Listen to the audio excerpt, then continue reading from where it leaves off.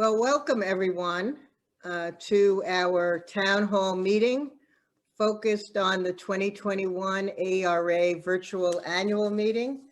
Whether you are a member of AERA, a presenter at AERA this year as a non-member, an attendee, whether an AERA member or a non-AERA member, whether you are located in the United States or other parts of our world, we welcome you both to this overview discussion about our 2021 virtual annual meeting, the features of what we are providing this year, and hear from you the questions on your mind as we continue to unfold and plan and offer other kinds of very specific training for chairs, for presenters, to make this meeting a meeting that meets the needs of our community. We really only have on the agenda, which I think has been posted in the chat or in the Q&A, two major agenda items. Before I begin with an overview of that, I want to say not only am I so pleased to have so many of you with us today, this session is being recorded and will be posted on our website. And just by way of self-introduction, I often say I am Felice Levine, AERA's Executive Director. And my view of our field is I am your Executive Director, whether indeed you are a member or not. That I am privileged to play a very important leadership role for our field, for serving our association, for serving the next generation of those engaged in our field. And it's an honor to be able to be in this role. And in addition to being CEO of AERA, to be able to work on field development in a range of ways, of which the virtual annual meeting is a fundamental part. Annual meetings for associations like ours date back really to the beginning of the last century. Scholarly societies provide a vehicle and an environment for communicating scholarly knowledge, for networking, for sharing, for creating exchanges and opportunities that would never have been available irrespective of year or decade, were we remaining only in our own areas of inquiry or our own social locations. So meetings like this offered by associations as one of our fundamental goals is to really be a step along the way in bringing the community together and facilitating access and exchange. The other dimension, founding dimension of associations like ours, all associations across the arts and sciences, is vehicles of communication in the journal form. And the journal form has too transformed to print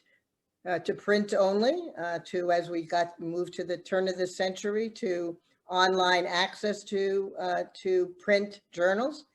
And for many associations, AERA being high among them, we have an open access journal. So this transformation, although we look forward to our place-based opportunities, this virtual meeting for AERA council and leadership, as we work this through with our staff, was to be able to provide something that was user-friendly, that offered much more than being in, without any critique of other products, than being in WebEx, Zoom, all of the other ones that may be used. This is an environment that is user-friendly. We hope that you will have a good sense of that today.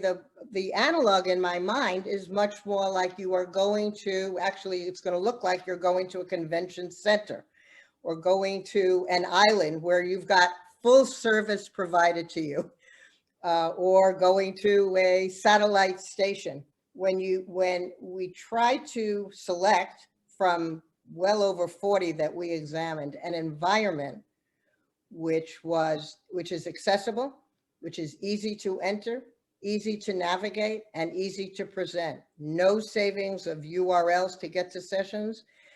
Those details are really provided for all of our attendees and all of our presenters. And we want you to be able to learn today about what that means and what that can feel like, because it's really a one-stop shopping. You open the door, you've registered for the meeting, you go in and you put in your, essentially, I think it's your email and a password, just like when you submitted a paper for the annual meeting.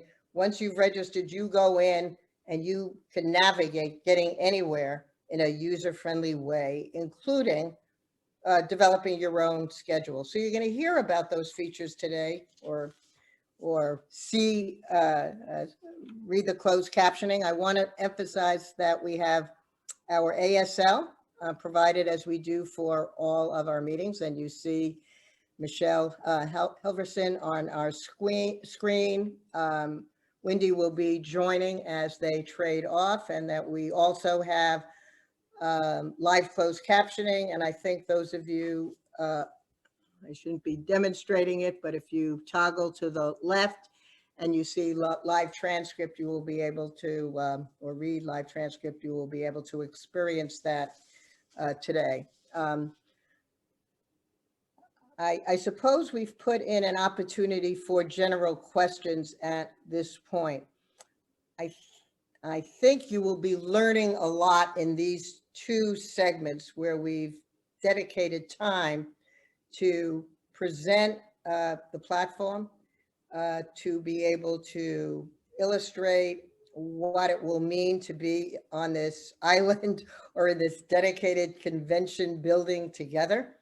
And so some of your questions that you might ask of me, I think will unfold as we move into the first presentation and show the SCARRET group system. This is a system that's existed as an online platform for some 12 years. The company itself has been operating in these kinds of modalities for over 20 years. And I think it's a product that you will see, or you will be able to experience as unique and one that will facilitate not just the formal program, but the informal program as well. So I just wanted to emphasize it, and I think if whoever has the PDF, is it Nathan? What the or we'll put it in the what the block schedule looks like. And the reason why I want to take you through this is kind of like coming into let's say coming to our island called the AERA virtual annual meeting. The first day of the annual meeting will be roundtables and posters, each an hour, and essentially each in what will be experienced going to a separate room or presenting in a separate room. You will see that actually, or hear described, that these places will give you a touch and feel of those environments that you're used to being at. These are each an hour, because in the place-based meeting, though we allocate an hour and a half, there's a lot of poster hopping because there are many posters in a room, or roundtable hopping. So each will be an hour, but dedicated to those roundtables at that scheduled time and those posters, followed by an opening plenary. We will also have a welcoming reception, which is from 7:45 to I think 8:30, and we can discuss receptions later. The most important part about every sequence that's in the on the PDF that Nathan has has displayed, and I will describe, is that every day we start with a 1-hour networking break. If you want to get together with someone, you will be able to contact them within the system and say, let's have I suppose if it's 9 a.m. in East Coast time, that is 9 p.m. in Hong Kong. So you might want to have a after dinner drink, but maybe a cup of coffee. You can contact that person. There's no concurrent sessions earlier than 9:30 when we move into the round of roundtable and poster sessions. The first symposia start first symposia or paper sessions, and also some roundtables that have just an hour and posters that have only an hour span. But the papers and symposia sessions, not the paper sessions, the roundtables or the posters that you can see. The paper sessions have an hour and a half span. Though the first one of those tiers starts at 10:40 a.m.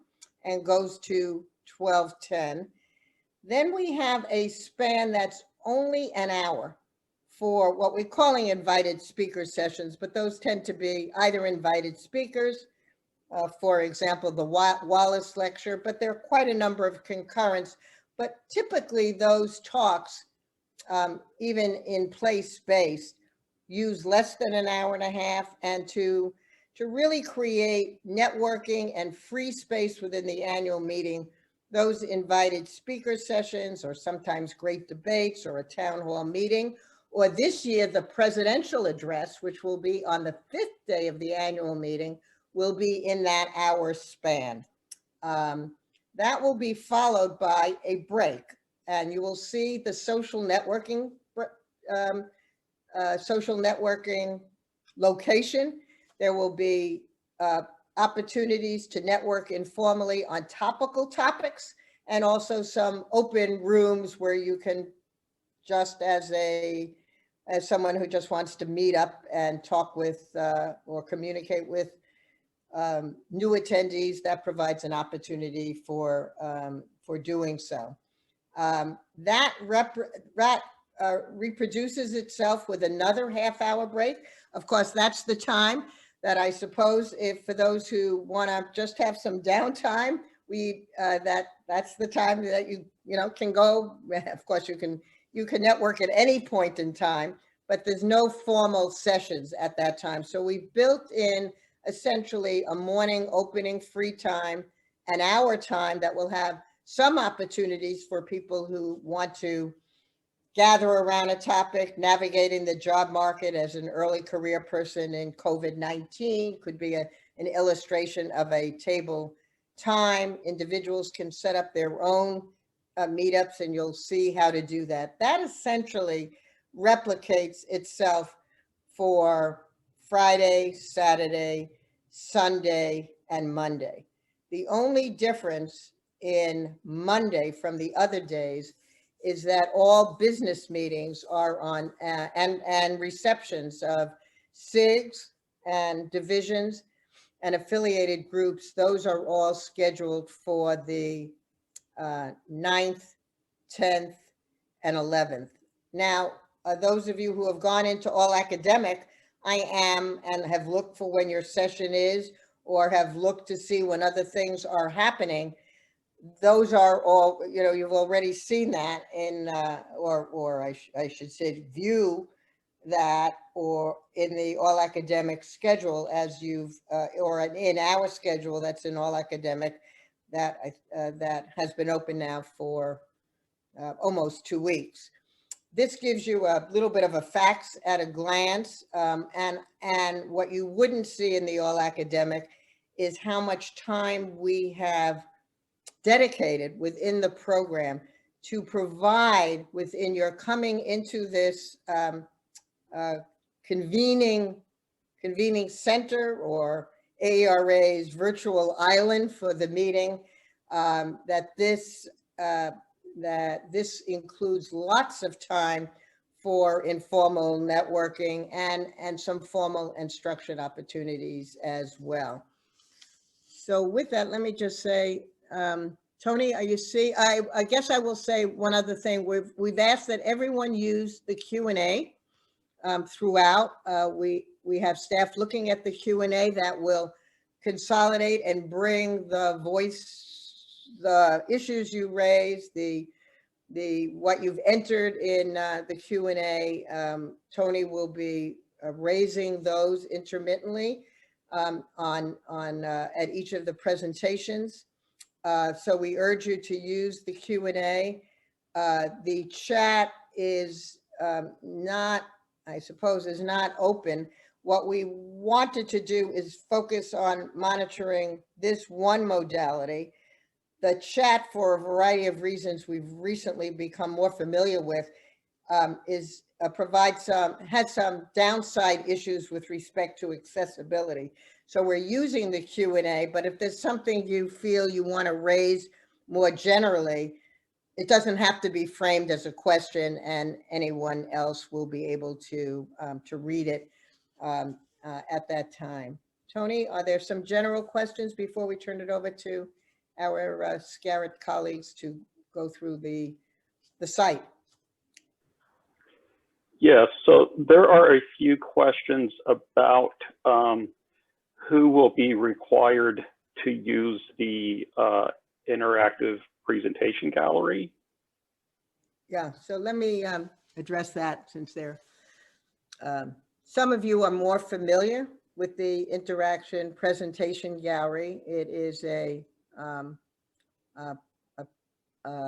product that we actually began talking about when we thought there would be a virtual meeting last April. And so it's something that we've been working on with a developer that has served many, many different sort of conferences on site. And we were thinking about how this could serve our community, not just on site, meaning SITE, on location, in a way when there was no place-based meeting in 2020.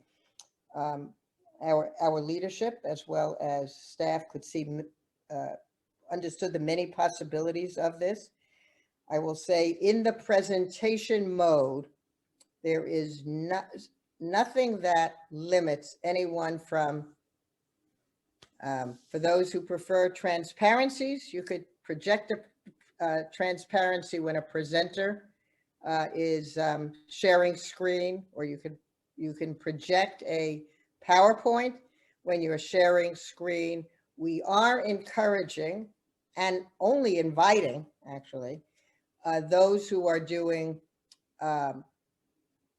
whose papers are being presented in a paper session, a poster session, or a roundtable where there isn't a formal presentation of a paper, but some pick up something and show it on a cell phone or an iPad, or describe something on an iPad or a cell phone. That for all of those with accepted papers, you will be invited, encouraged to use that modality, because like recording a session, that modality will be available on demand for those who may be in a different session, might have wanted to catch 2 or 3, maybe couldn't make it the first day of the meeting. We have 2 libraries. One is the library for the interactive presentation gallery, and the other is for the recorded live sessions. We see this as an asset. It is very, it's actually very user-friendly to create. I suppose we would see it as the default, meaning that's what we are really encouraging every paper presenter to create their presentation in that modality, because it has many, many features of accessibility, citability, accessibility for the viewer, and for the presenter. We indicated that in our September town hall meetings. We had then followed by 2 demonstrations of how one does that. I suppose 2 workshops on September I think they were, I won't remember the dates. Maybe it was the 12th and 19th. Those are very user-friendly products to see how to do that. We had one on Monday that I think I will just say in all candor, the problem with the Monday session is that we hadn't had an orientation like this. So people were kind of confabulating how you do create an interactive presentation, which is a mode of presenting with all these things about the annual meeting that I think in retrospect, we could hear for many confuse the two. If I could roll back, if I could roll back and replay that. We did that because we had been doing so many. 450 people decided to try it with their 2020 papers, and that's a live product available. We had these two prior demonstrations. We had talked about in town hall meetings starting in September how this would be the mode of the future. It is the mode of the future. Some of us move to the modes of the future with greater speed than others. I can say that I have my own personal challenges with Google Docs, but I'm trying to do it because I recognize shared space offers a lot to be able to work in that shared space. And this is actually very comfortable. I know it's easy to say, it's easier than PowerPoint with a lot more versatility. We're going to be offering, not only we had planned on offering one additional live training on that mode of creating your presentation and being in the gallery. We'll probably be doing something like 3 more, but I strongly recommend going back and looking at the September 12th, because that was able to really focus on the process. It's user-friendly, but my saying it's user-friendly, my saying it has so many advantages that we see it as the default, but it's not a required default, because when you bring up your presentation, you could decide not. Some people don't love PowerPoint. Some prefer to do what I'm doing right now, and all paper will be displayed for you later in the meeting. All paper sessions, poster sessions, and roundtables will be using AI technology. Every other part of the meeting will be using ASL and live closed captioning, which then is embedded in the recordings. So I hope I've said enough to kind of capture how you should be viewing this. It is the preferred option. It has many, many features that will make the meeting and your own work more accessible. You can learn more about that facts at a glance by looking at the recording from Monday or looking at one of the September recordings. And then we're going to be doing a lot more, including an opportunity to well, you do see in some of this demonstration, how do you do it? But we don't have to display every feature of how to do it, because it can be a very simple presentation that has lots of additional positive aspects, especially when it's viewed later, like the ability to narrate, which is a voice narration, and we are going to transcribe that narration. So others can see can go to the gallery and view your work or hear your work or read your work. And I think that Emily will say a little bit more of that when we're talking about access. Tony? Okay, I think at this point, we should get into the demonstration, because I think that will answer a number of the other questions we're getting. Okay, so that's sort of what I anticipated. So what I want to do is first we're going to turn it over to the Scarrett group, our leads for the presentation today, and we've got a terrific team, will introduce themselves, and then they will introduce the platform. That will run for approximately 30 minutes, and then we'll turn it over to Emily Biddix, who will be talking about accessibility for presenters and attendees, with a very primary commitment, a primary emphasis this year on accessibility for persons with disabilities and what that means for all of us to have a much more inclusive virtual meeting. So shall I turn it over to Asia? Great, thank you, Felice. We are, on behalf of SCARE Group, we're very pleased to be here today. My name is Asia. I am the Director of Operations at SCARE, so we have an entire team here that will be preparing this presentation for you. So I'm going to go ahead and introduce Rachel. She's going to be walking everybody through the demonstration. Hopefully, as Felice mentioned, this will answer a lot of your questions. Hi, everybody. My name is Rachel, and I'm with the SCARE Group.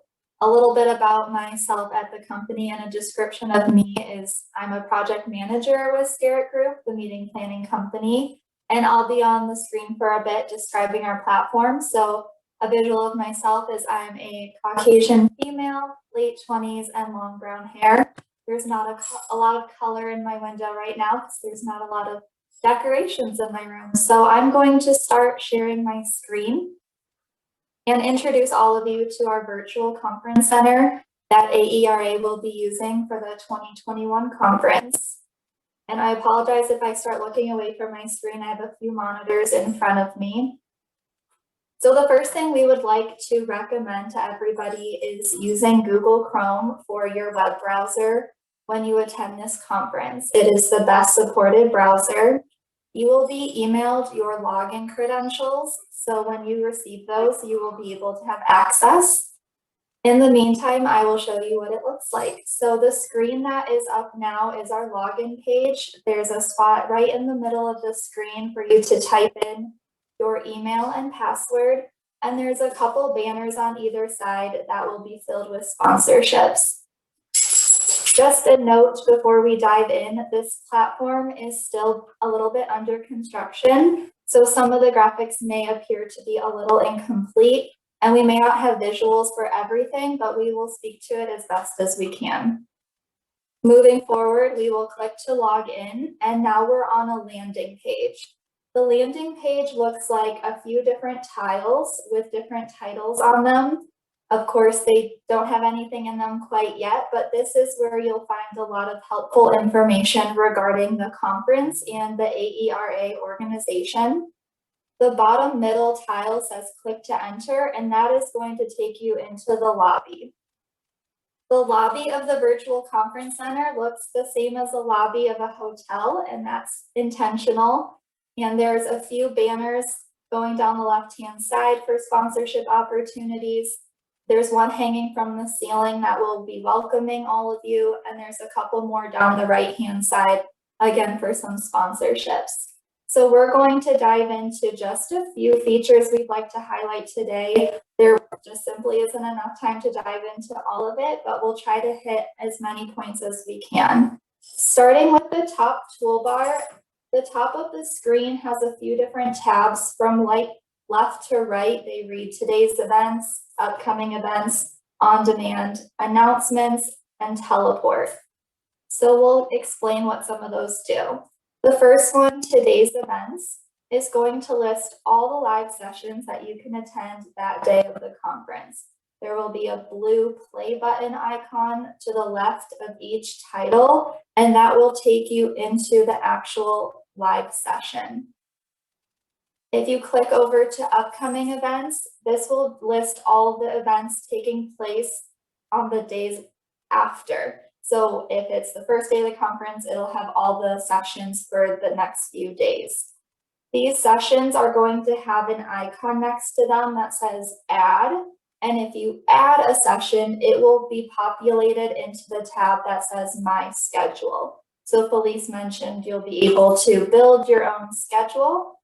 And that will be helpful because you'll see that there are several options for you of sessions to join. Some will be taking place at the same time. So if you want to add the ones that you want to be sure to attend, it may just be used as an organizational feature for you. There's going to be a drop-down box at the top for you to filter by the different types of sessions, and that's going to be a helpful tool for you as well. Moving over to another tab on this center window that we have open is the on-demand tab. So like I just mentioned, there's going to be a lot of sessions taking place during this conference. So if there's one that you missed and you would like to go back and view it, it will be here, the recorded version of the live session. It won't be up immediately when the live session concludes. You'll have to give us about 24 hours to get it loaded, but it will be there for you to view at a later date. Lastly, in this screen, we have the announcements tab. There's going to be a graphic filled in this space if the AERA chooses to announce or share specific information about something coming up. So that is going to be accessible here. They may click out to different information. So be sure to check here each day to see if there's any information that they would like to share with all of you. The last icon in the top toolbar is the teleport. This is going to be a shortcut for how you can enter some of the different pins on the map, which we're about to dive into. So now we're going to dive into this bottom toolbar here. There's quite a few icons, and we're going to focus on just a few of them for today. The first one being the map. When you open the map, we have a screen up here that has a bunch of different pins scattered across it, and they're each named something different. And those are the names of all the rooms in the virtual conference center. We'll dive into this a little bit more in just a second. Moving towards the right on this toolbar, we have an icon that says Who's Here? And Who's Here is going to show you everyone that's logged into the platform at that time. You'll be able to click these message bubbles off to the right-hand side, and that will allow you to start a one-on-one conversation. So by clicking the chat bubbles next to Asia's name, at the bottom of my screen, a little chat window popped up, or I can type to Asia, or I can click the phone or the video camera, and we can have a conversation using our computer audio. You may have heard a sound come in, and that was the notification that I received a message. You can close the chat or minimize it if you would prefer to leave it open. So let's move back over to the map, and we'll go into a few of the different pins that we'd like to show you on today's call. So by clicking the map back open, towards the left-hand side of the map, there's a pin that says Exhibit Hall. We're going to click that one, and you'll see a screen here that has a few different opportunities for sponsorship or different banners. And in the center of the screen, there's a blue icon that says Exhibitor Directory. I'll click it for now, but it's not going to be populated with any booths quite yet. On the days of the conference, there will be different tiles with company logos here, and you'll be able to visit each booth and see the posters and videos that they've decided to share with attendees specifically for this conference. You will have the opportunity to communicate with the exhibitors as well. The next pin we want to show you is the presentation gallery. So I'm going to click back into the map at the bottom toolbar and locate in the center of the map the presentation gallery pin. Clicking this pin will take us into a different room. You can see there's going to be more banners into this space. The one I want to highlight for today's call is the presentation gallery. So off to the right-hand side, there's a square blue image right now that says click to enter gallery. This may look a little bit different when the conference goes live, but it's going to have the functionality of clicking this to take you into the iGallery. And this is going to be the iGallery of all the posters that Felice was just discussing. So on the agenda, there's going to be the opportunity to attend live poster sessions. But this gallery here is going to allow attendees to go back into the iGallery and view all the posters at their leisure. The next pin we're going to go into is the networking opportunity space. So back in the map, we're going to click to the left-hand side where it says networking opportunities space. And this room is going to populate. What this room is going to offer during the live conference is the opportunity for attendees and presenters, anyone registered to the event, to join a conversation live. Each of the titles of the sessions will be rotating daily for the different topics that that room will be discussing. So you're invited to join those if you would like to listen or contribute.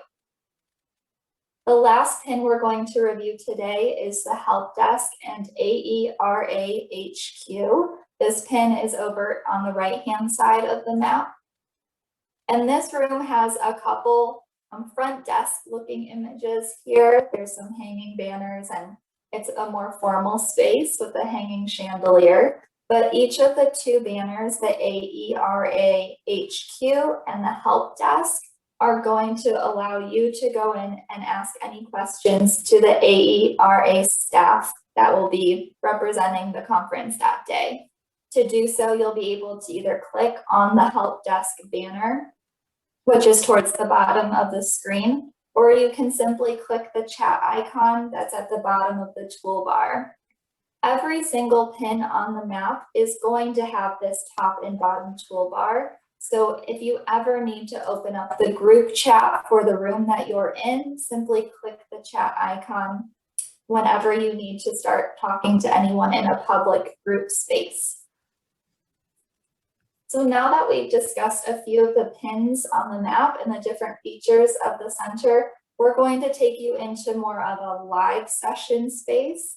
So the first one we're going to go into is going to be utilized for paper sessions, poster sessions, roundtables, and table discussions that are breaking off of a main session space. We'll see it from both the attendee and presenter view. And there's a couple different ways that you'll be able to find these sessions throughout the platform. Of course, from the beginning of this session, we talked about the top toolbar with all today's events listed. There's also a pin on the map that says virtual sessions room. It's towards the middle of the map. And this is going to be another room that you can go to view all the events. So there's multiple places to find sessions throughout the virtual platform. So to join one of these sessions, paper, poster, roundtable, or table discussion, you'll be prompted to enter how you want your name to be displayed. There's a text box towards the bottom middle of the page for you to do that.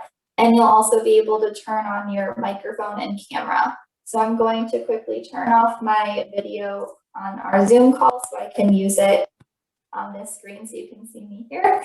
So you'll click the blue button in the bottom middle of the screen to join the meeting. And you'll see I have my staff, Mackenzie and Asia, here with me too. So when you're in these sessions, the presenters and the attendees do have the same view. So there won't be much of a difference to point out here, but you'll see that everyone can be on camera and mic if they choose to. And everyone also has the ability to share their screen. So if Mackenzie were to share content on her screen, we would then have that replace her image. And that took up the entire screen here, as you can see. So if she had a video to share, if she brought up her poster that she was sharing, that she was speaking through, this is how it would look in those poster sessions. You as the presenter would have your iPoster up through that platform, and you would share your screen and speak through your poster content here. There's Can I just clarify for everyone that this is referring to any paper presentation. So you can pull up your iPresentation. Within the AERA world, poster has a particular meaning, but the presentations are for any paper. If you choose not to use this, which we are encouraging you to use, if you choose not to use that, you can put up anything or nothing, including PowerPoint. Thanks, Felice. Exactly. So you'll be able to share your. Yep, I'm sorry. I just wanted to be sure we didn't fall back into thinking this was only about the one particular mode of presentation called a poster, where papers are presented at a poster session. It's for all papers, and it really works excellently across all modalities. And it's something we encourage you to use. Thank you for clarifying. Also within this platform, you'll have in the bottom left corner the ability to click open a text chat. So that is another feature in this space. And if you click on this little icon, there's a small white square in the top center of the page with the number 3. That's simply stating that there's 3 speakers in this room. So if for any reason you had to view everyone in that session, you could do so right there. Then to leave the session, we'll click in the bottom center, the red circle to hang up, and we'll go back into the main conference space. The next thing we want to show you is a live session platform. It's going to look a little bit different, and this one's going to be utilized for business meetings, demos, invited roundtables, invited speakers, and structured poster sessions. So I will navigate to get into that session by clicking in the top toolbar under today's events and clicking the blue play button in the center window that appeared next to our event. We'll allow the page to load, and then we'll speak through how everything's going to look from the attendee perspective all the way up to a presenter role. At the very top of the page, there's a bar, and on the right-hand side, there's an icon that says full screen. So I'm going to click on that for an optimal viewing space. And what you're looking at here is the appearance that we have for the attendees in these sessions. So at the bottom corner, there's a blue box that says chat, and that's going to allow you to engage in the public chat for that session. Or if you click on private, you can see that you can send a one-on-one message with any of the attendees here. You can also see that we have no control over what's being shared on the screen from the attendee role. We can see that Mackenzie is logged in down at the bottom, but her video is off, so it's a black screen. And then she has chosen to share a slide, and that is what we're viewing from the attendee role. As the presenter, you have the ability to give anyone in the audience the access to turn on their microphone and camera. So if I were in the audience and I wanted to ask a question verbally, I could send a message in the chat and ask Asia as the presenter to give me access to come on mic. And when she does that, we'll have a few additional icons we can use while still being in the attendee role. So now you'll see at the very top of the screen on the right-hand side, there's now a microphone icon and a camera icon. They both say off, so it's very clear to me if I have turned it on or not, and not accidentally on mic or camera. And then if my rights continue to get elevated and I'm put into the presenter role, you'll see that you have even more abilities within this platform. So now my number of icons have dramatically increased. I have the ability to share my screen. I can upload different slides by browsing through my files and uploading content. Clicking the icon that says slides prompts a screen in the middle of my page to pop up where I can either drag a file in or browse my computer. Clicking out of that and going back to the icons in that top right toolbar, I can upload a video specifically as well. Off to the left-hand side, I have the ability to navigate between what I'm sharing. So I can go back to just being on camera, or I can share the content that's already been previously shared. So that is our overview of what the different sessions look like and how your different abilities change as you progress from the attendee role all the way up to the presenter role. So Felice, I'll allow you to chime in if there's anything you'd like to add, or we can allow some people to go through the questions that they've submitted. I think there are 2 features. One, the schedule will touch and feel everything is being ported over from All Academic. So you will be able to do all of the searching that you've been able to do in All Academic, or just imagine the app, instead of the app being on your iPhone or whatever equipment you use, essentially you will have all that functionality and you'll be able to see it and sort by division, SIG, AERA wide session. That's one of the things that they're format is expanding to have all of that functionality that you typically experience in going to a meeting. And as with the app, you can set your schedule. So there are two other things I want to emphasize that Rachel had not hit upon. You will not be saving URLs to where you want to go. You will, whether you go to the general schedule or you go to your own schedule that you've created, you hit where you want to go and it will get you there. You will be essentially brought. There's no crowded escalator or elevator or moving from hotel to hotel or gallery level to gallery level. You will be brought as an attendee. All presenters, whether you are a chair, a discussant, whether it's a symposia, a paper session, a poster session, or a roundtable, if you are the VP of a division, that functionality, your role is essentially that data are being transported to Scarrett. And if you are in any form of presenter role, you will be brought to your session 10 minutes early so that the kind of, as we did, get together, whether the mic's working, is ASL there, and any last minute discussion.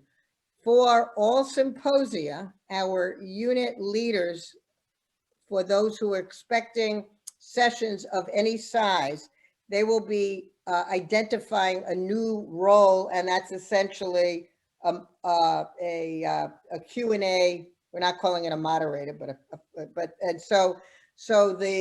in a session that may have 80 people, 110 people, 300 people, we all know that the most that get a question in, would be one or two people raising their hands. In this context, those will be moderated just as Tony Pauls, AERA's Director of Communications, is moderating Q&A. So we've sought to, even though an attendee can be brought into a live mode by invitation, which I think, Rachel, we're going to maybe just have the chair do that and not every presenter, so that someone's looking at the whole request. But in any event, in what might turn out, for example, someone might have anticipated and that there would be 150 people, but it turns out, that there's only 45.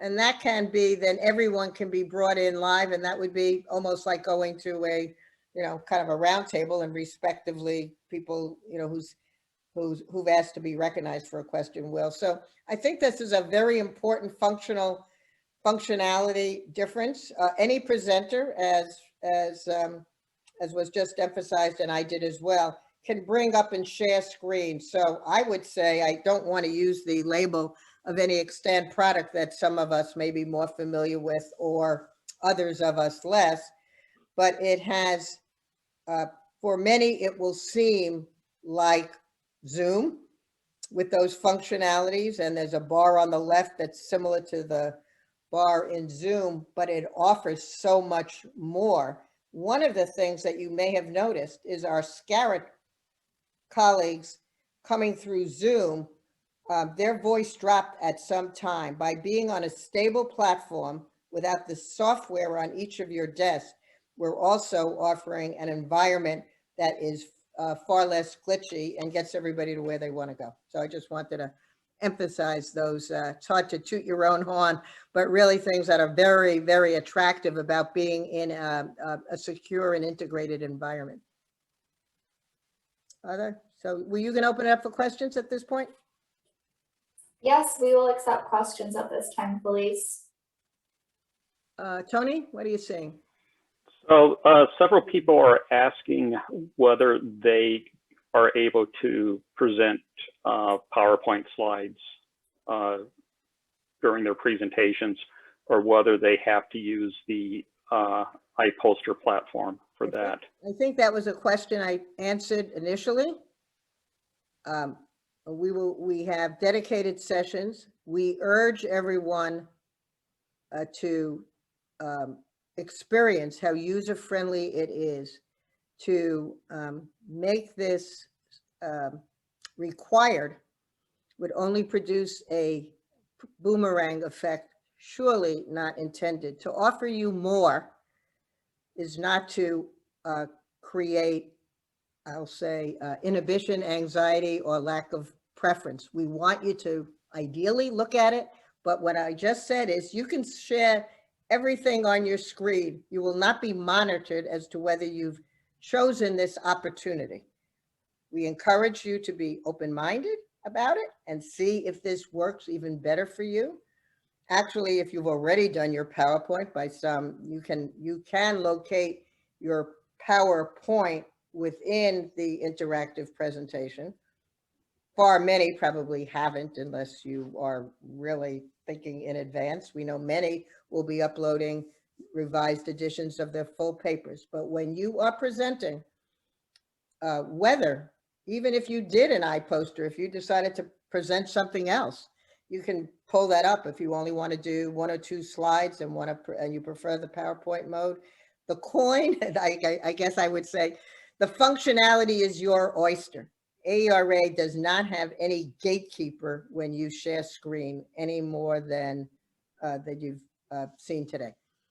But we actually hope that this product that we're offering that so well serves your capacity to have others reach you later, to network, to schedule your own chats well after the annual meeting, to have another unique citation to your work. In the beginning, there were many inhibited about being in the AERA online paper repository, where papers have a DOI. It's an early version in the knowledge production cycle. When your final work is published, you can go back and add your publication and the new DOI. We started with, maybe, I don't know. I don't even know what the number was, but let me just make one up. Maybe there were 1,000 or 1,200 when we first introduced it. Last year we had 5,000 of the papers. Actually, those who aren't presenting a paper, don't have this, this option. So we're gonna saturate you with ways of feeling comfortable and confident and interested in this, in being part of the gallery and presenting through the gallery. But there are no controls introduced. This is not like you can put a control on your on viewing for for children under 12 on the television. There's no controls that will limit how you present, consonant with what we believe must be best practices, whatever modality, in terms of disability access. Felice, there are several questions about how exactly roundtables and symposia will work within the platform.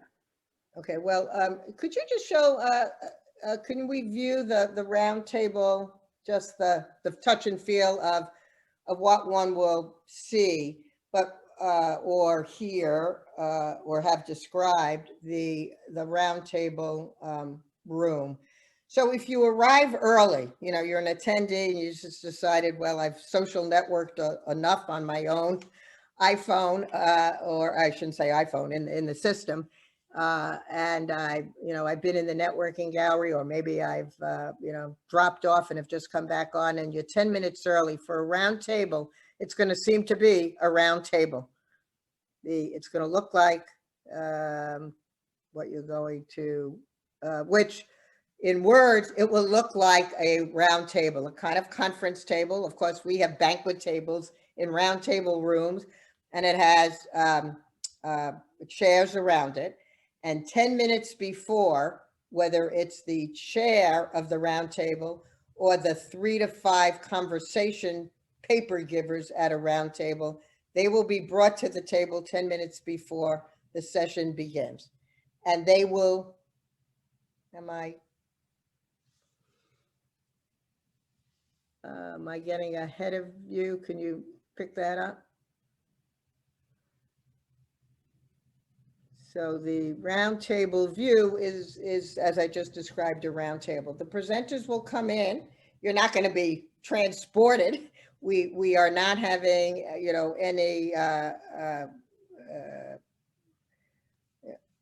any simulated persons. You will be, the background would have been a table. There is always a chair, and there's typically 3 or 5 to 5. I think it's 5 is the max for a round table. And then anyone who joins that round table to be a part of the round table that isn't a presenter, it will all be the equivalent of a meeting, meaning they will come in live. Typically, there's no more than 12 or 18 clustered around that. You will be viewable just like when you're sitting around a table. So I hope that answers that. In the poster situation, there's a poster room with a lot of posters. Every poster presenter will have their own room and will bring up their presentation. But of course, they won't start talking until someone enters the room, and that happens more episodically. We know that there might be 2 people, and usually those are less formal, just as the round table is a discussion. But the round table, instead of many of you at a round table who might show something on an iPad or have a handout, you'll be able to show it on the screen and in whatever mode. We are strongly encouraging the use of the iPresentation in independent sessions. We're going to amplify upon why that is such a benefit for authors and for attendees. But if you would typically just have a handout, and then you could upload a PDF, in a roundtable session. The paper session, when you enter a paper session environment, and the background of that will look like a smaller room set up theater style, just like happens at a place-based meeting. If you get there early, you will be there first. But I mean, you'd have to get there 15 minutes early. If you get there 10 minutes early, you'll already be, in a room with the presenters. Most people will arrive at the live time when it goes live. Well, I suppose those who arrive early will see the background because it's only the panelists that are live for those 10 minutes. So you'll get to see like you're in a small theater setup room. And then the chair, the paper presenters, and which is, I think Max is at 5, and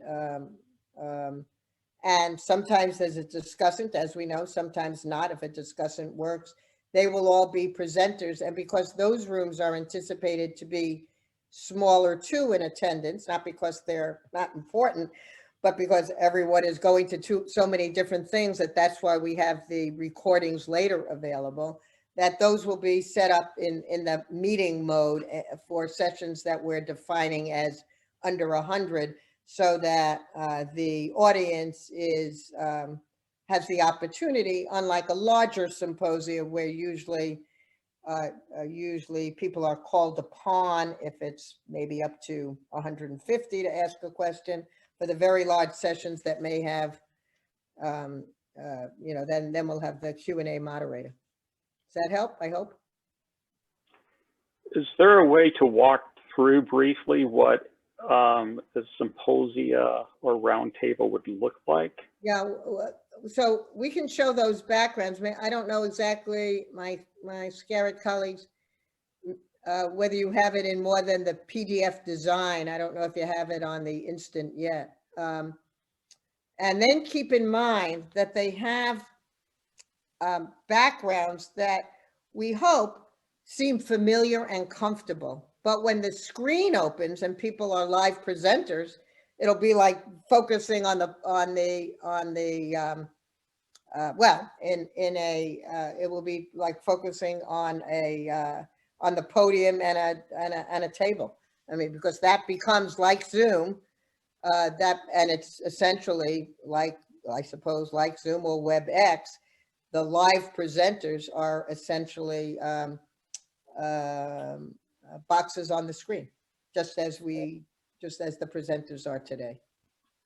Do you have- Please, we don't have any live background images to show because they're only set up for live sessions. So we only have the PDF version. Yeah, at can this you do that just quickly for the, Yes, give me one moment to pull them up. okay.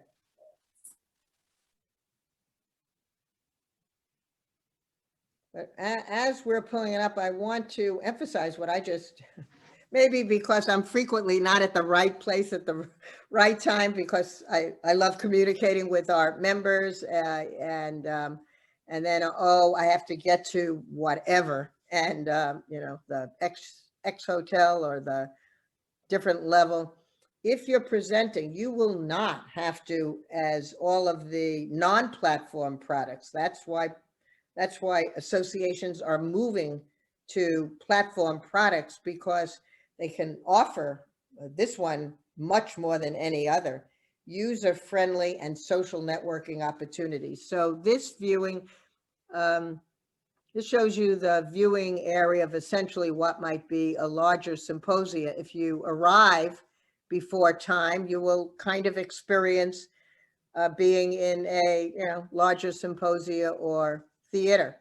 When it goes live, that the center can expand to full screen, and you'll only experience sort of the background, because the inset will feel will feel analogous to the Zoom. The plus of it is that it's more powerful than that in the following way. It's more stable. It's more secure. The Zoom bombing can't happen in the same kind of way, because there's no software sitting on your desktop, and URLs aren't being passed around far too liberally. So this would be a great example of a smaller paper session. And so one entering, and even with the screen, you'll still, when it goes live, you'll still have that kind of suggestion of, oh yes, this is a familiar territory. This is a paper session. And then that's great. Thank you for bringing it up so quickly. Without when you get to the round table, that will be the feel of the table. And then when it goes live, that screen goes live, and you can decide on how big to expand it, but you will still have a periphery, almost like a picture frame that is kind of communicates, of course, as one goes to one or another, that repeated embedded generalization effect. Oh yes, I'm in a, thank you for that. I was just going to ask for that. I'm in a round table, and that means also, it also cues that you're a live participant, as opposed to a session for 500 where you have to kind of cue yourself to use the Q&A box. This is what we're using for business meetings and receptions, because business meetings and receptions start with the community of the whole, whether it's a smaller SIG or a smaller division, or a larger SIG or a larger division, that everyone entering in this mode would essentially be entering in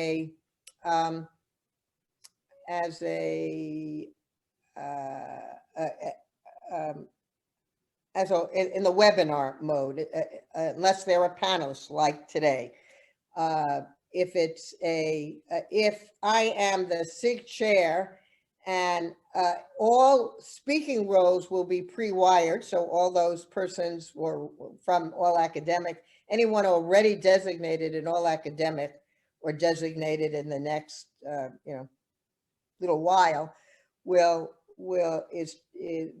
data are sent to Scarrett, and so that anyone who one knows in advance is talking, like the chair, or maybe someone has been invited to give a special few words, they will be brought 10 minutes early, but the chair will be able to invite. Let's say there's a SIG dissertation award, and that person isn't giving a formal talk, but the chair wants to invite the dissertation awardee to say a few words. They'll just essentially invite them.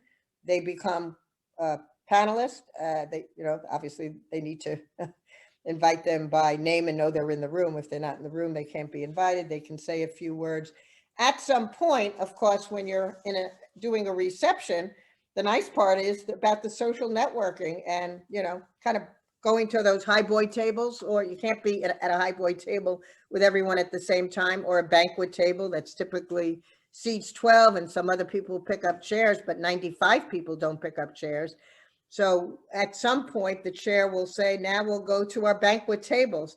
And then there'll be a screen that might be just open tables. Some may do that. Some may have topical tables. Some might have, distinguished award winners. Some might have them run by their graduate student committees. Each unit, the chairs of each unit have been asked to tell us what they'd like to have.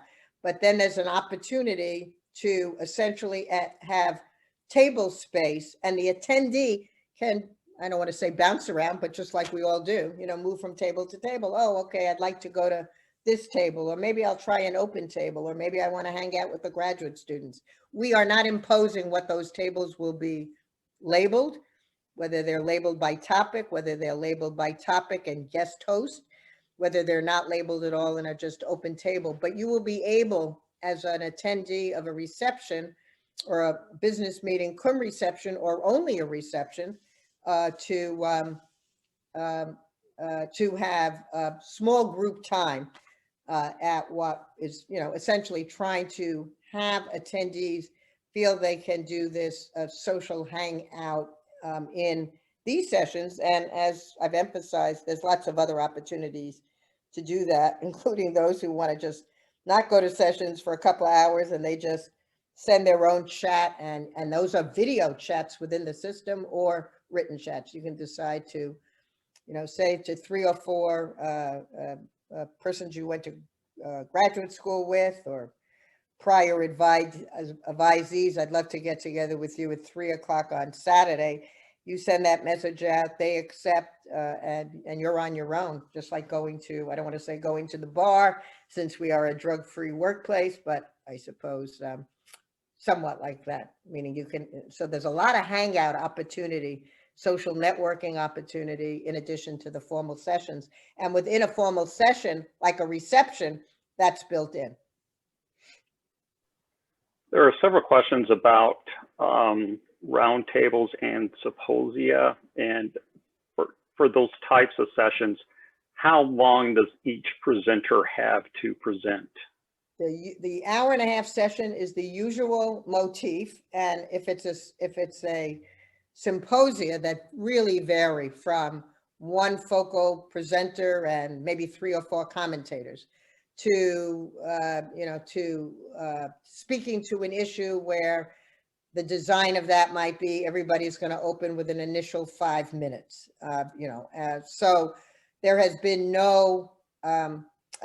There's always an interest in ensuring that all the space isn't dominated so that attendees can be part of those conversations. But the ways in which chairs and organizers of symposia want the interaction to occur, that's the way it will occur. And as happens with place-based meetings, those chairs should be essentially communicating. Sometimes there's even a pre-session that you all might decide to schedule on your own by anything, WebEx, whatever, Zoom, we're all doing Zoom, or whatever modality, your own pre-meetings that would happen for symposia, for you all to get to know each other, or whatever, or how you're going to handle X or Y or Z. That should happen in the usual course of events. Paper sessions also paper sessions have more explicit guidance, and we ask you to stick to that guidance. In a very few, almost seconds, I am going to shift to access, because it's too important not to have a chunk of time around access issues.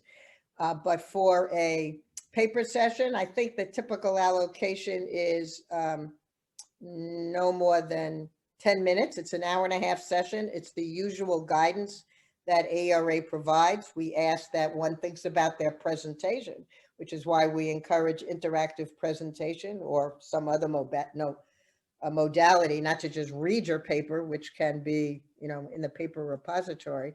So all that same touch and feel for a paper session, nothing is being altered by virtual, except our increasing appreciation that with all of our discussing accessibility and inclusivity, that we need to emphasize the importance of being accessible for persons with disabilities as presenters and as attendees. So that's a commitment of the association.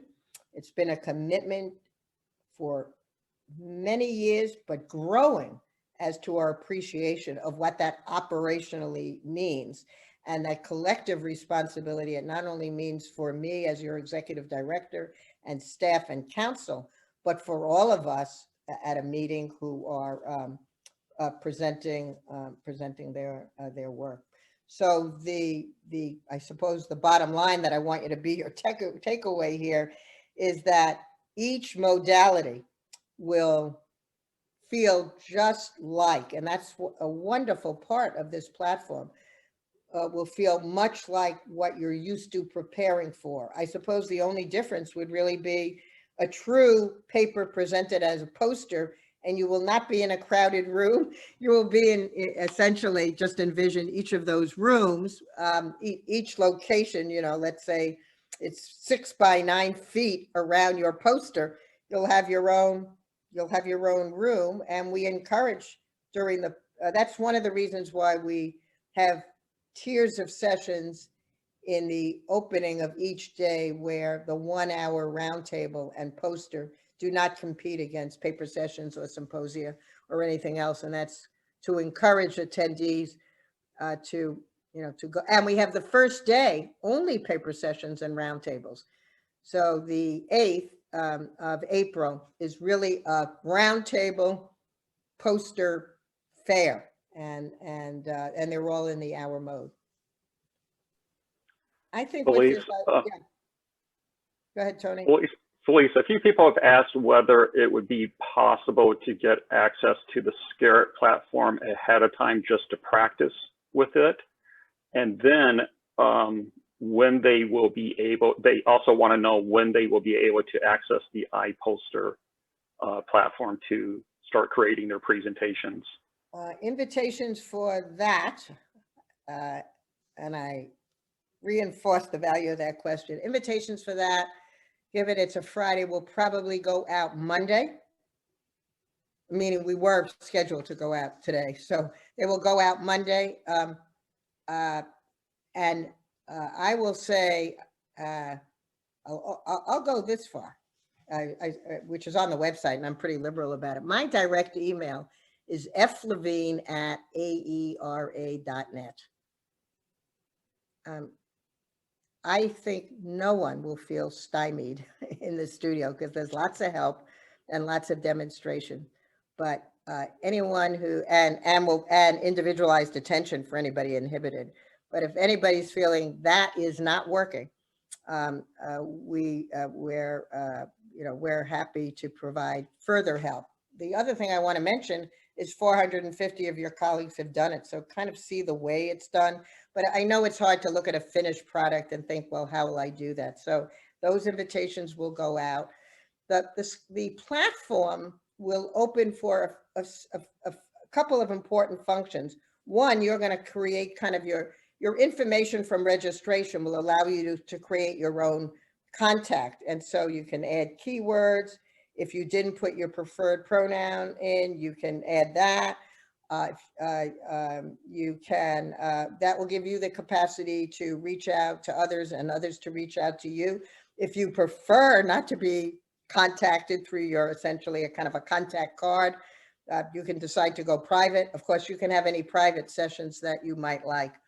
There, we have to, I know that Scarrett is going to do a video. It's kind of like going to the convention center before you get there until there's something live. I mean, you don't typically go to a symposia room and stand on the platform and start talking. I suppose we could try to develop something to ease your comfort, but I want to say that the experience of what you will be literally doing much more facilely is really no different from what you've been doing on online teaching or in meetings in which you participated. I do know that the SCARRET group is aiming to do a video that will give you more of the touch and feel. I think around the 30th or 31st, by that time there might be some interactive posters published that will give access to the gallery so that one can see what's in the gallery already, and to creating your own content. The rest is a little bit empty rooms unless we do, and let me just say, I'll take that up with SCARRET, unless we try to have some scheduled times. You saw a little bit of that when several people were brought into a room, and so, and you won't have to do that for yourself. It's actually going to be done automatically. I also want to emphasize that that there's a tremendous amount of human resources going into this. So all symposia sessions, all business meetings and events, anything that will have a high attendance has quite a number of staff for a very small span of sessions, maybe 3 to 5. And then there's a team that will provide oversight for the roundtables, a large team for the roundtables, the paper sessions, and the poster presentations. And we are working on, SCARRET's working on a way in which if someone kind of like a hot button, which most of us haven't had participating in Zoom-like conferences, if you have a problem, that will go right to the SCARRET team, and they will, and there'll be, if there should be, we're not anticipating, Frank, I can't say never anticipating any, but it could be something that, happens. It might be a bandwidth thing from a presenter, as just happened earlier today. And so that there'll be a way of reaching the platform team. One of the reasons why we selected this team is we heard so many reports from things we almost thought were finalists that it took them 2 days to get a response to a question. That's not acceptable. We want the support system to be able to deal with the unexpected that happens as it arises. And of course, with 130 concurrents, we don't expect that to be happening 25 times, but there's, there is enough human resources that there's oversight of the platform and what's happening. That does not happen in other environments. And it doesn't even happen without indicating which of the platforms we did not move forward with, but we interrogated them and talked to many other users. There are many platforms that are just transforming from different kinds of AV companies, et cetera, and their experience has just been shorter, and thus they offer less. I am going to just take the, as it were, the reins here, because it's really important, even if we should run an extra, I hope with us starting a little late, that we can potentially run an extra 10 or 15 minutes. I do want, this is not an afterthought. This is a forethought. I can see what happens, as it should, in the town hall meeting. You'll all have a lot of bubble up questions about so many other things that you're interested in, concerned about, and we want to be responsive. We're going to monitor Q&A and get answers posted, and have additional ones of these sessions, including the one next Friday. But let me turn it over to Emily, who we've engaged as an advisor, so that we can consultant, so that we can expand and enhance and make a real live commitment to accessibility for those with disabilities. Emily. Thank you, Felice. I know that, I'm able to see the Q&A. I know that a lot of people have questions and frustrations, and it's so very daunting and scary to adjust to a new platform. And here I am, I'm going to come and tell you some more things that you hopefully are thinking about and learning. And I know that's a lot, but I want to say right away that the tips I'm providing are incredibly important for making some of your colleagues who have historically been excluded, not just at AERA, in academia in general, creating more opportunities for equity. And so I really appreciate your time. I appreciate the work that the Disability Studies and Education Special Interest Group has already done, in addition to their, academic work as a special interest group advocating for access. And I also really appreciate the efforts that AERA has done in the past, which, in many ways goes beyond what a lot of other conferences are doing, where there's many places where no access is happening at all. My name's Emily, and I'm the Associate Director at the Longmore Institute on Disability at San Francisco State University. And our work is all about celebrating and showcasing disability in order to show how disability makes the world a better place. And I think that is really important to what we're thinking about today in terms of bringing access to this conference. Many of the things that I'm going to talk about that are going to be pushing the culture of this conference to shift. It's not just for people with disabilities, and we should do it first and foremost for people with disabilities to have access, but other people will benefit. So right now I have a slide up that shows a woman using a curb cut that's built historically for wheelchair riders, but a woman pushing a stroller is now benefiting from it. Travelers attending conferences have probably benefited from curb cuts with rolly suitcases. There's a lot of examples like that in an online conference as well. I know that at some point you will be listening to a session and doing the dishes or making your kids lunch or something like that. And some of these access features might really benefit you, even if you don't have a disability. There's no better time than this moment of the pandemic to talk about access, because people with disabilities have been advocating for digital access to conferences for a very long time. And even though this is a moment of a lot of hardship, it's also a moment of incredible opportunity to bring in people who have been historically marginalized. And I really commend AERA for making the space for this conversation, and all of you for doing the extra work to try to find new ways to push yourselves in the way that you participate, because it can't just fall on leadership. It is about an entire culture that every person at a conference keeps access in mind and builds this into a collective process. A quick audio description of myself. I am a white woman with no apparent disability. I have a messy bookshelf behind me, and I'm in my 30s. So here's some details about some of the things that AERA is doing for access. They've thought about pacing in the way the conference is set up to give time for your bodies and minds to have a break.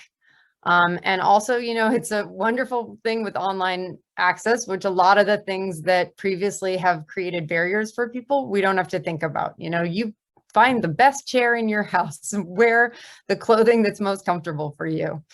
All participants are expected to present following access guidelines. So, again, these are really important tools that require everyone.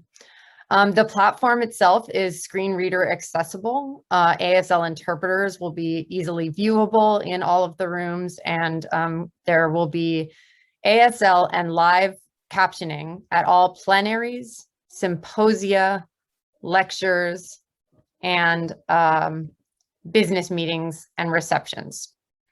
There will be AI captions at poster, paper, roundtable sessions, and banquet tables. But there is also some opportunity to add to that, because AI captioning, while it has recently taken, leaps and bounds in progress of what it offers, there's obviously still some people, if you have a heavy accent, it might not work very well. If you are using a lot of terminology, AI is not going to be great for that. And there are some strategies that you can use. You can request live captioning or ASL for any of these additional sessions. And at the end, I'll give the email address for how those requests can come in. There will be some floats available. It's not an infinite number, but some floats available during the live conference for that sort of impromptu, oh, I realized I really want to go to this, but I didn't put a request in. And on top of it, we ask all participants to sort of think about how to help out when the AI captioning is, using a word really wrong. That's where there's a public chat and you can say, I see that the AI captioning wrote this, but this is the word that the presenter is saying. That's a really great example of the types of work we're trying to do to just shift the culture so everybody's thinking about access as well. All presentations, PowerPoints, and multimedia need to be accessible. This is regardless of whether you're using iPresentation or whether you're planning to use your own PowerPoint that you've already developed in your presentation, you need to be thinking about access. And I'm going to follow up with some examples of how to do that. Chairs and presenters are going to receive some additional information in the trainings next week about access. And there's also going to be some tip sheets, written tip sheets to help make this easier. ASL and captioners are going to have access to review the papers to prepare. And there are recorded sessions, as has been mentioned, on demand after the events. That's going to be really useful for people that, because of bodies and minds that have needs that maybe don't follow this schedule, that'll be another means of participation. And there are also sort of access support. You can go to the help desk or the ombuds people if there's a access equity issue to voice frustrations, complaints, and ask for help. So what can you do? Adding access into the conference culture. You're going to start with some audio description of yourself at the start of your presentation, like I did, like some others have modeled today. It doesn't have to be long. You can be, there might be some things you're not comfortable sharing about what you look like. And it's also, you have a right to think about what you're comfortable sharing. But this is a really important way for a blind, low vision person to have a little bit more of that contextual clue about what is everybody else seeing when they're looking at you. This is also a place where you can share your pronouns if you want to share your pronouns. Some people don't want to, and that's perfectly acceptable. And this can also be an opportunity for an access check. So for example, you might say, my screen's going to be off today because, my body's got something going on and I can't show myself to you all today, but I'm here with you, I'm listening. Another access check might be, I'm alone with my kids and they may run in and interrupt. And that's an example of how access isn't always just the traditional ways we think about disability in this case. It's preferable to have your camera on. Some people love to read lips and that's how they can better, or just even look at faces allows them to connect with content more. But there's also people that may not be able to have their camera on, and it's important to respect either decision. You need to slow your pace, not awkwardly so, but especially if you're saying any key terms or if you're name dropping a scholar, that's an opportunity to slow your pace and also spell it out, especially if there is an AI captioner.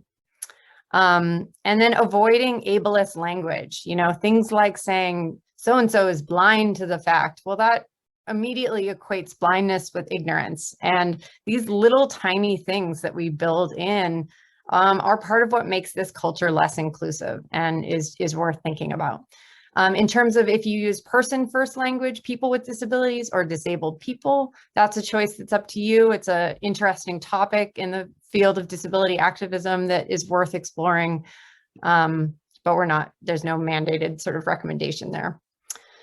It's important to check your assumptions. If you are in one of those conversations where you're getting to know somebody and you want to say, like, should we have a video chat? You might want to ask them, I'd love to connect with you more. What's the best way to do that? Do you have any needs? Should we find a way to see if a float is available for an ASL interpreter if somebody that you're going to be interacting with is deaf?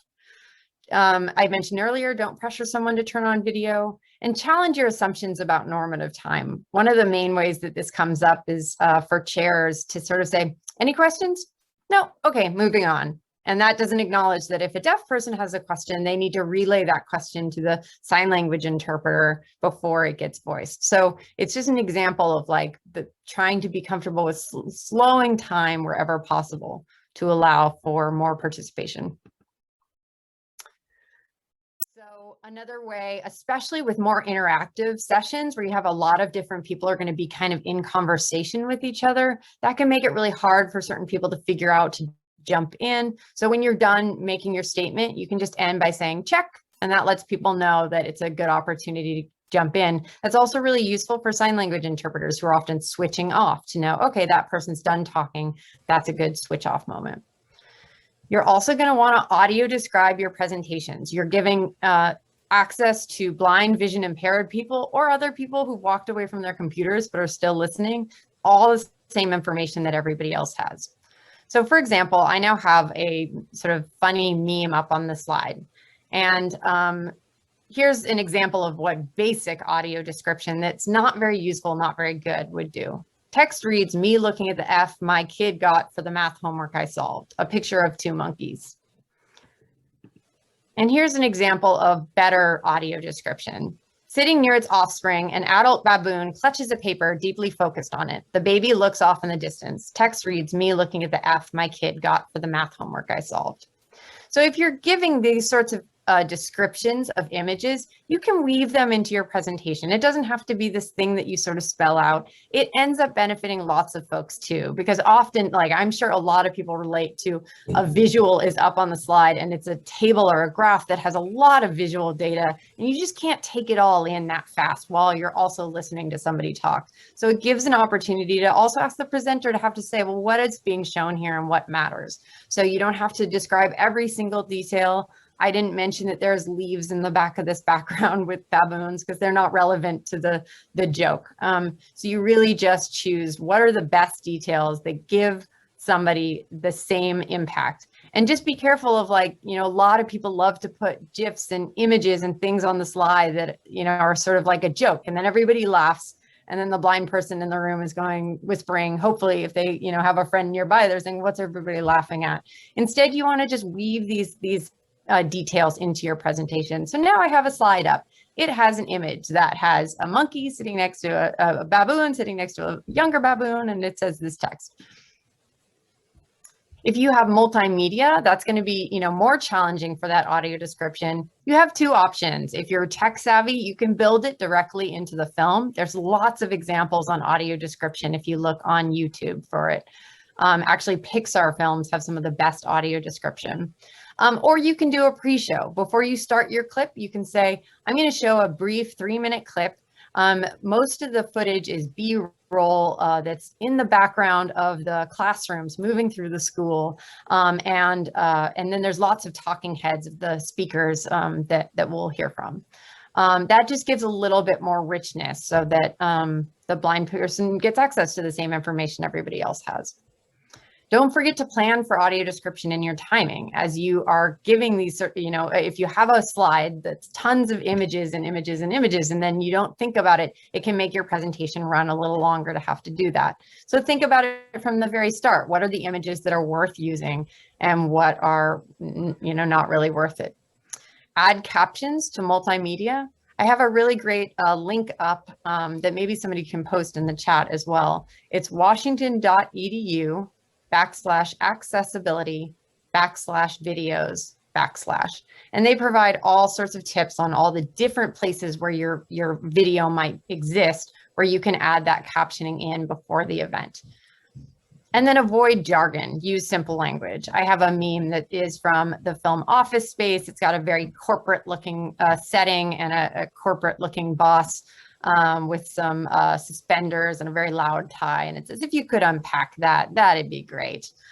This is another example of something that is really hard to ask of academics, like, you know, take all those terms and just try to, you know, not use so many of those like high language barriers to access. But it also is an example of like people who don't just have learning disabilities. There's going to be a lot of people benefiting from like the unpacking of jargon. Use big fonts, 20-point fonts, and colors that have high contrast. You can test by putting your slide into a print grayscale, and that'll help you determine what it looks like. And be cautious of slide animations and strobing GIFs. You know, they may be fun and cutesy, but they can actually give people nausea or headaches, sometimes even worse effects. Okay, so that was a really quick run through of some of the basic functions. We're going to provide more details on a tip sheet for presenters, a tip sheet for chairs. We're going to also be providing some more details about access for people who are, you know, needing to figure out how to use the the features, if you have a disability, how to use this function, the platform, and navigate it. We're developing all of these, and I know time is short, but trying our best. But for any additional requests that come up, access@aera.net is an email that they've developed to respond to these requests. It'll be live by Monday. And with that, I know that there's so many questions you all have, but thank you for your time. I'm very grateful to get to share a little bit about Access with you. Really, thank you, Emily. Let me get my camera back on. We know also not only the many demands on the time of those presenting or participating, but also all of you who are attending. So I don't want to take a lot more of your time, but I want to say a couple of things. I did go into the chat and two things that I saw that I want to emphasize, and that is, as I said, I think the invitation to start creating the poster will go out on Monday. Some number of you asked about the deadline. You are encouraged to create your poster, and essentially you determine when you want to publish it by hitting publish, and it goes into the gallery. But it's a word publish, meaning release, but this is your product. I mean, this is your product, and and it becomes a time and date stamp product. We have many protocols. Abuse of content that is governed by our ethics code, whether it's PowerPoint or an interactive presentation or something in the gallery. This is no different than the protections AERA would provides and has policies and procedures for taking seriously and examining any complaints about fabrication, falsification, plagiarism, and so forth. The encouraged deadline is I think it's the Monday before the annual meeting. That will give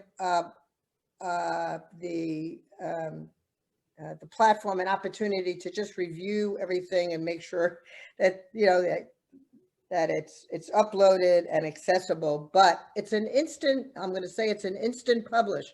If you do the PowerPoint in your hotel room the morning before, it's no different with interactive poster. You can publish it, we'd say get it up 2 hours before at least, so that it's available, but actually it could be, even shorter than that. So there's no time deadline. There's a preferred submission deadline.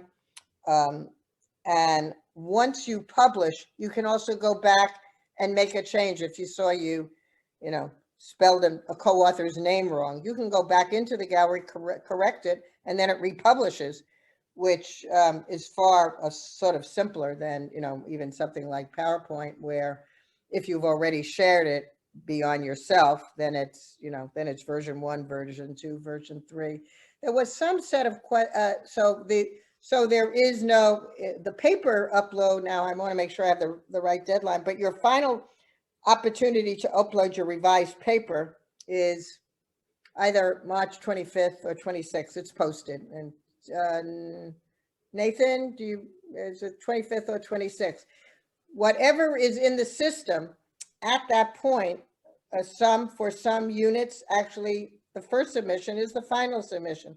But if you're planning to upload a final paper, final in the point of view of being your final presentation paper, that deadline was pushed back from early March to, I can't remember if it's the 25th or 26th. 25th.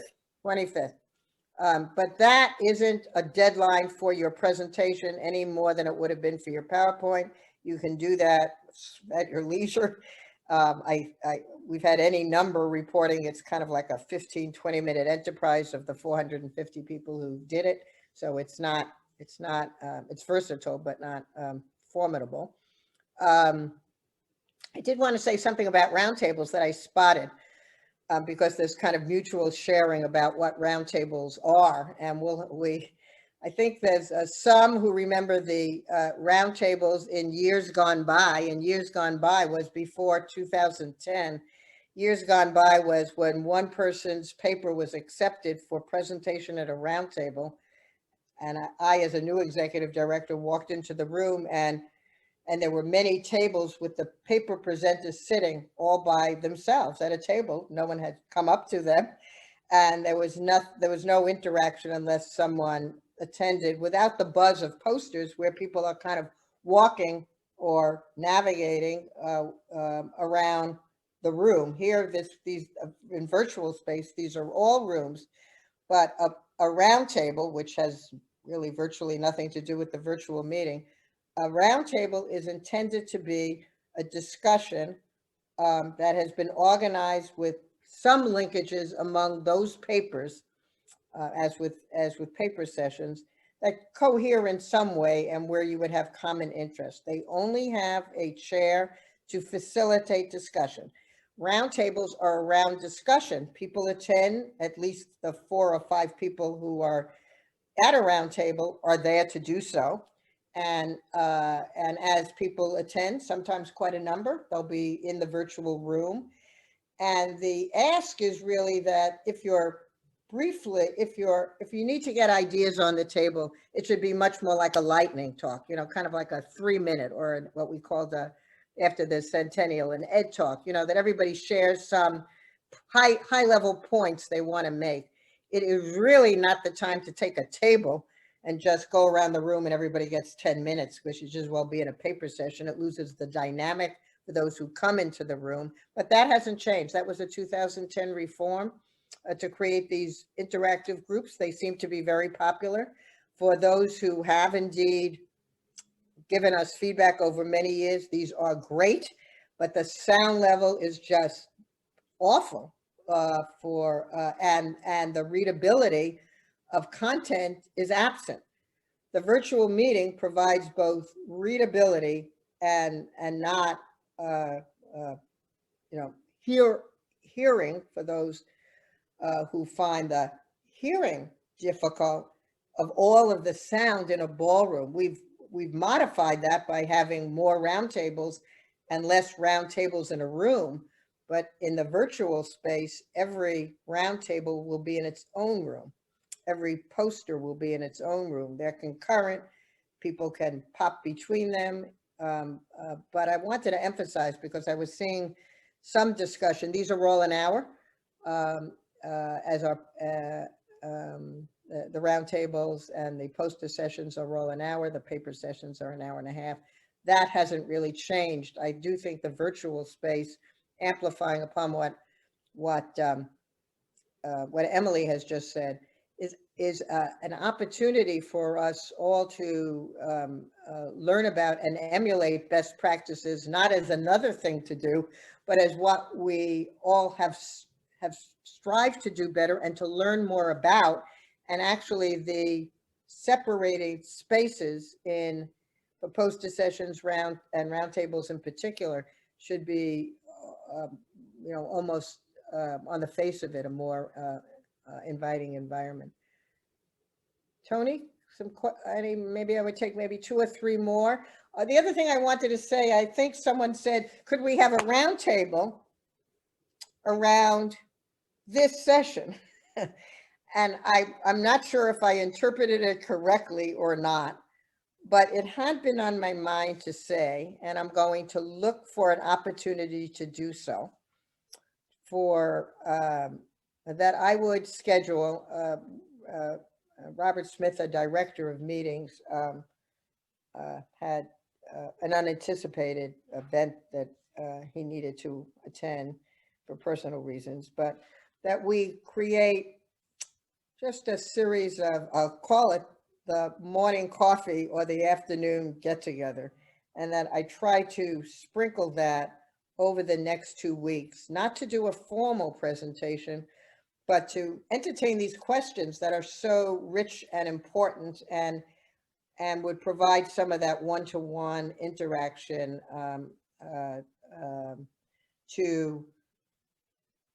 so that each of you can understand and internalize why this platform is going to offer.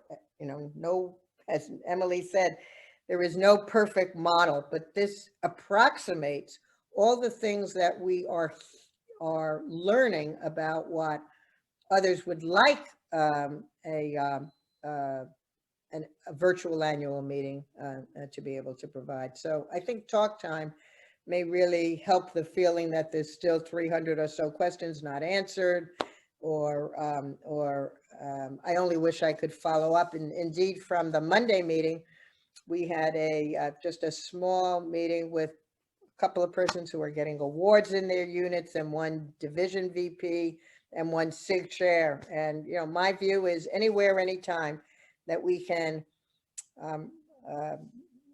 raise an appreciation and an understanding and maximal use of what we're offering, we're all here for you, as is the SCARA team and Emily. Tony? So a couple of people asked about the fact that presentations would be made available after the meeting and wanted to know if that would prevent them from being published in a journal.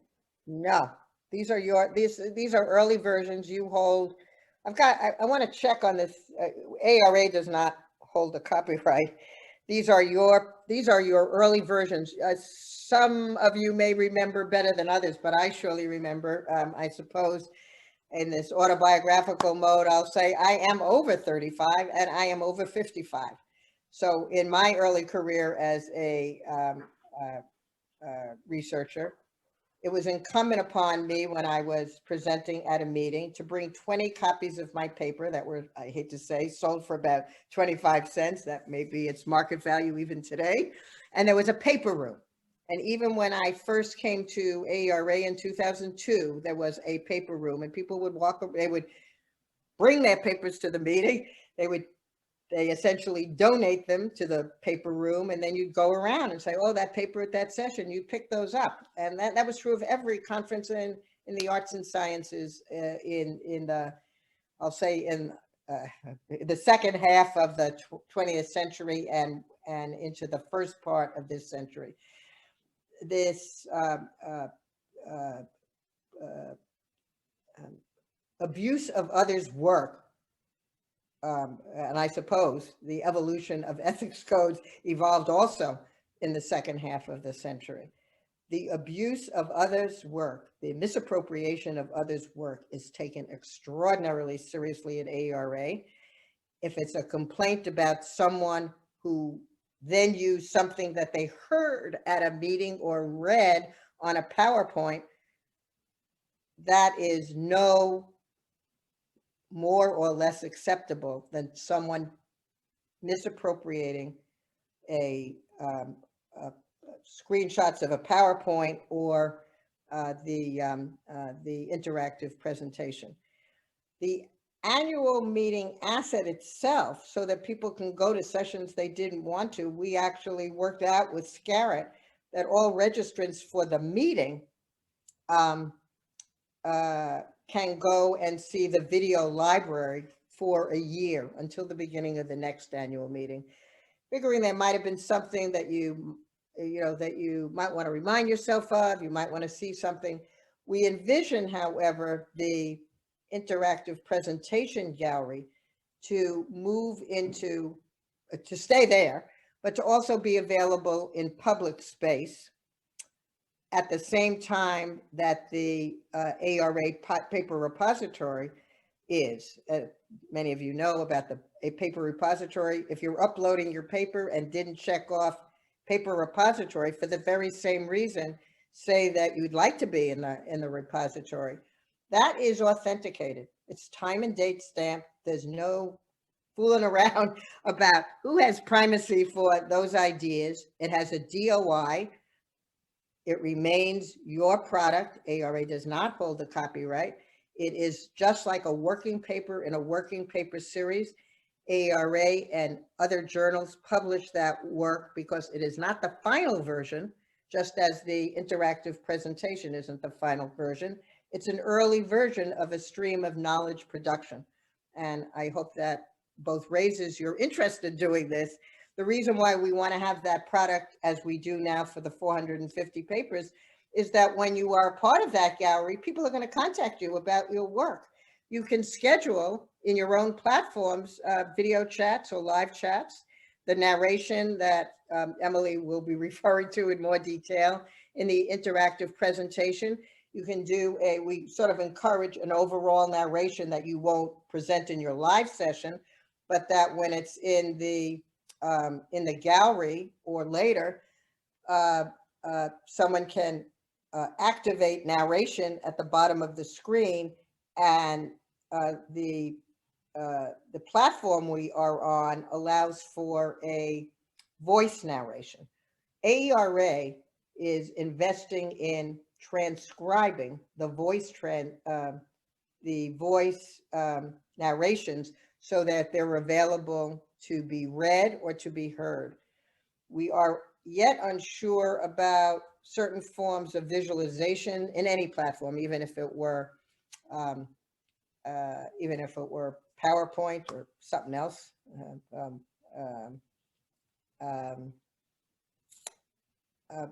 So that at the end of a narration, at the very least, the author could say, well, that's my 3 to 5 minute sort of lightning talk or ed talk. The reason why we're encouraging under 5 is that the ones that we've heard in the gallery learning going longer may not always sustain everyone's attention because they're kind of going to presentation.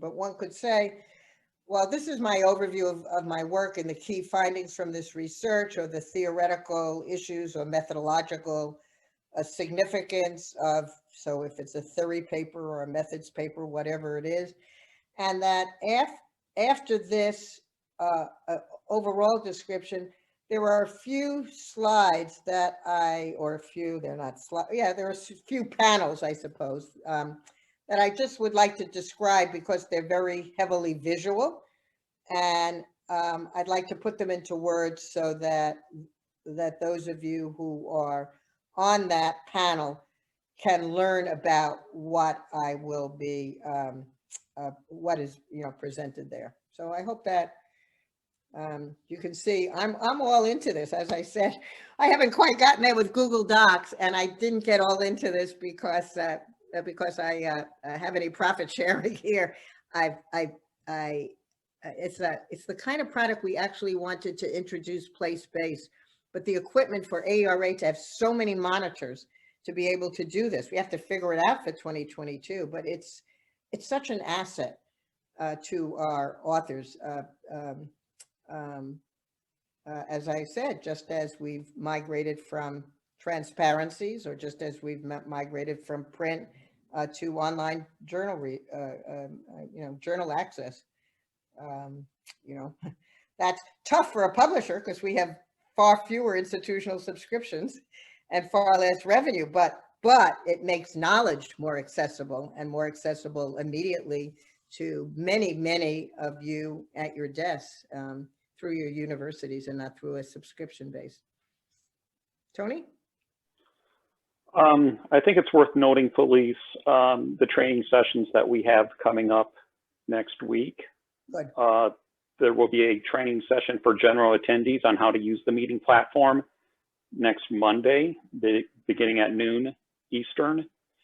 And then on Thursday, March 18th, there will be a training for chairs, discussants, presenters, and Q&A moderators, also at noon. And then a second training for participants on March 22nd.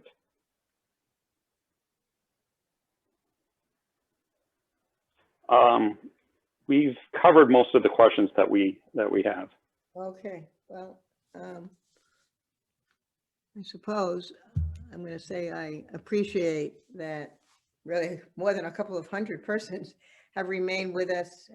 We truly hope that this is helpful, enabling, and supportive of your attending, as well as your presenting at the meeting. Where there are rubs or uncertainties, these are being worked out in real time. This is intended as a meeting that embraces our community. irrespective of whether one could have afforded to travel or has travel support, or is on a different continent. This is about really community access and building and creating opportunities for researchers in every arena of scholarship and in every modality to be able to present their work at this time in which it's ripe for presentation in the early phase of the knowledge production cycle. And we want to support that happening formally and informally, as collaboratively as we can. And so I will say every concern and even every gripe is actually taken quite seriously. I often say to my staff and our colleagues after one of these, okay, first start and tell me all the things I could have done better. And I can tell you about 3 of them that I'm already self-aware of. So we're as interested in learning about what worked, what didn't, and that's one of the reasons why we might set up additional informal sessions, and as we needed, some additional formal sessions. So thanks for coming. Before we get below 200 persons, it's been a pleasure to be with everyone today. I only wish we could have been in one community in a meeting mode versus a webinar mode, but we hope this works for you. And I just want to thank you all. And of course, for our wonderful colleagues who really presented the platform, and from Scarrett and Emily for every day expanding our horizons about how to think about expanding our access. And that's what this is all about. Thanks.